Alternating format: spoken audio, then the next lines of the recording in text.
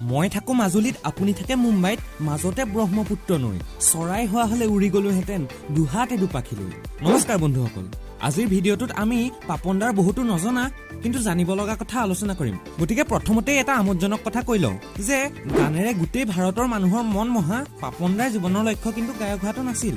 তেওঁ খুব ধুনীয়া ছবি আঁকিছিল আৰু সেয়েহে তেওঁ এজন আৰ্কিটেক্ট হ'ব বিচাৰিছিল আৰু তাৰ কাৰণে দিল্লীত তেওঁ আৰ্কিটেক্সাৰ পঢ়িছিলগৈ কিন্তু কি হল নাজানো তেওঁ আৰ্কিটেক্সাৰ পঢ়া বাদ দিলে আৰু ইংলিছত মেজৰলৈ ডিগ্ৰী পঢ়া আৰম্ভ কৰিলে কিন্তু তেওঁৰ পঢ়াৰ প্ৰতি সিমান ধাউতি নাছিল সেয়েহে থাৰ্ড ইয়েৰত ডিগ্ৰীও ডব দি দিলে আৰু তাৰ পাছৰ পৰাই তেওঁৰ গানৰ জীৱন আৰম্ভ কৰিলে পাপনদাৰ গানৰ আৰম্ভণিৰ কথা ক'বলৈ গ'লে তেওঁ বহুত সৰু হৈ থাকোঁতেই তেওঁৰ দেউতাকৰ এখন এলবামতে প্ৰথম তেওঁ গান গোৱা আৰম্ভ কৰিছিল কিন্তু জোনাকী ৰাতি নামৰ নিজৰ এলবামখনৰ যোগেদি পাপন মানুহৰ মাজত পপুলাৰ হৈছিল বা মানুহৰ মাজলৈ ওলাই আহিছিল পাপনদাই তেওঁৰ দেউতাকৰ গানবোৰৰ এলবাম বনাই তেনেদৰে পপুলাৰিটি লাভ কৰিব পাৰিলেহেঁতেন কিন্তু তেনে নকৰিলে আৰু মানুহেও সেইটো কৰিবলৈ কৈছিলে কিন্তু তেতিয়া পাপনদাই ক'লে যে মই মোৰ এই যাত্ৰাৰ আৰম্ভণি সম্পূৰ্ণ নিজৰ প্ৰচেষ্টাৰে নিজৰ চিন্তাৰে আৰু নিজৰ গানেৰে আৰম্ভণি কৰিব বিচাৰোঁ পাপনদাই প্ৰথম বলিউডত খোজ থৈছিল লেটছ এনজয় নামৰ চিনেমাখনৰ সজনা নামৰ গানটোৰ যোগেদি কিন্তু তেওঁ বলিউডত পপুলাৰিটি লাভ কৰিছিল জিএকিউ নামৰ এটা গানৰ যোগেদি তেওঁৰ বিভিন্ন গানবোৰৰ বিষয়ে আপোনালোকে জানেই সেইকাৰণে এইবোৰ কৈ মই সময় নষ্ট নকৰোঁ কিন্তু এইখিনিতে সকলোৰে মনত উদয় হোৱা এটা প্ৰশ্ন যে পাপনদাই ইমান দিন অসমৰ বিহু মঞ্চত কিয় নাছিল আৰু এই উত্তৰটোতে সোমাই আছে যে পাপনদাই অসমৰ বাবে কি কৰিলে ইমান দিন পাপনদা অসমৰ বিহু মঞ্চত নাছিল সঁচা কিন্তু এই সময়খিনিতে অসমৰ বাহিৰৰ বহু মঞ্চৰ লগতে ভাৰতৰ বাহিৰৰো বহু মঞ্চত বিহু পৰিৱেশন কৰি বিশ্ববাসীক অসমৰ বিহুৰ লগত চিনাকি কৰি দিয়া কামটো কিন্তু তেওঁ খুব সুন্দৰকৈ কৰিছিল তেওঁ গানৰ যোগেদিয়ে ভাৰতৰ এটা চুকত থকা অসমৰ বিভিন্ন কলা সংস্কৃতিবোৰক বিশ্ববাসীৰ আগত চিনাকি কৰাই দিয়ে আৰু এটা কথা জানেনে যে কোক ষ্টুডিঅ'ৰ দৰে বিশ্ববিখ্যাত টেলিভিছন শ্ব'ত গান গোৱাৰ লগতে কম্প'জ কৰা পাপনদা অসমৰ একমাত্ৰ ব্যক্তি তাত তেওঁ নৰ্থ ইষ্টৰ দুটা লোকগীত অৰ্থাৎ ফ'ক ছঙো কম্প'জ কৰিছে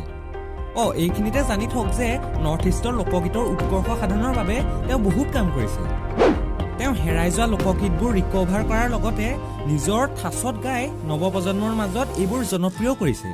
লগতে ভাৰতৰ বিভিন্ন ঠাইৰ লোকগীতবোৰ অধ্যয়ন কৰি তেওঁ বিভিন্ন ঠাইৰ লোকগীতবোৰ ইয়াৰ লগত কানেক্টো কৰিছে পাপনদাই অসমৰ কলা সংস্কৃতিক খুব ভাল পায় তেওঁ গুৰুজনাৰ অমৰ সৃষ্টি বৰগীত আৰু সত্ৰীয়া নৃত্যৰ প্ৰকৃত গুৰুত্ব বুজি পায় আমাৰ হলেতো বৰগীত শুনিবলৈ সময়ে নাই কিন্তু তেওঁ গোটেই বিশ্ববাসীক ইয়াৰ বিষয়ে জনাবলৈ পদ্মবিভূষণ বিজয়ী পণ্ডিত বিৰজু মহাৰাজজীৰ লগত এটা ডাঙৰ প্ৰজেক্টত কামো কৰি আছে ইয়াৰ বিষয়ে সবিশেষ জানিবলৈ ডেছক্ৰিপশ্যনত দিয়া লিংকটো ক্লিক কৰি চাব পাৰিব পাপনদাৰ আন এটা ভাল গুণ হ'ল পাপনদাই প্ৰকৃত প্ৰতিভাবোৰক ৰাইজৰ মাজত চিনাকি কৰি দি ভাল পায়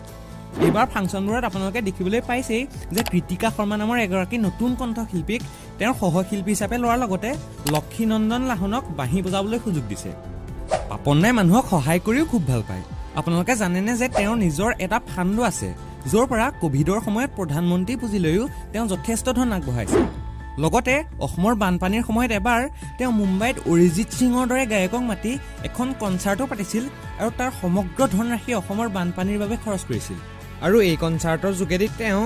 অসমৰ ফ্লাডটো যে এটা ৰাষ্ট্ৰীয় পৰ্যায়ৰ সমস্যা এই কথা ভাৰতবাসীক অৱগত কৰাব বিচাৰিছিল পাপনদাৰ পাপন&, ইষ্ট ইণ্ডিয়া কোম্পানী নামৰ এটা বেণ্ডো আছে এই বেণ্ডটোৰ কথা পাপনদাই এই বুলি কয় যে যেনেকৈ ব্ৰিটিছ ইষ্ট ইণ্ডিয়া কোম্পানীয়ে গোটেই বিশ্বত সিহঁতৰ উপনিৱেশ স্থাপন কৰিছিল ঠিক তেনেকৈ মই এই বেণ্ডটোৰ জৰিয়তে গানেৰে গোটেই বিশ্ব জয় কৰিব বিচাৰোঁ গায়ক হিচাপে পৰিচিত পাপনদা কেৱল গানতে কিন্তু সীমাবদ্ধ নাথাকে তেওঁ বিভিন্ন ঠাই ভ্ৰমণ কৰি আৰু তাৰ কলা সংস্কৃতিৰ লগত পৰিচিত হৈ খুব ভাল পায় তেওঁৰ এই ভ্ৰমণৰ চখটো বহুত আগৰে পৰা আছে বন্ধুসকল যি পাপনদাক ভাল পায় কমেণ্ট বক্সত #পাপনদা লিখিবলৈ নাপাহৰিব আৰু জুবিনদাৰ বিষয়ে যদি বহুতো নজনা কিন্তু জানিব লগা কথা জানিব বিচাৰে তেন্তে চেনেলটো ছাবস্ক্ৰাইব কৰি থ'ব ধন্যবাদ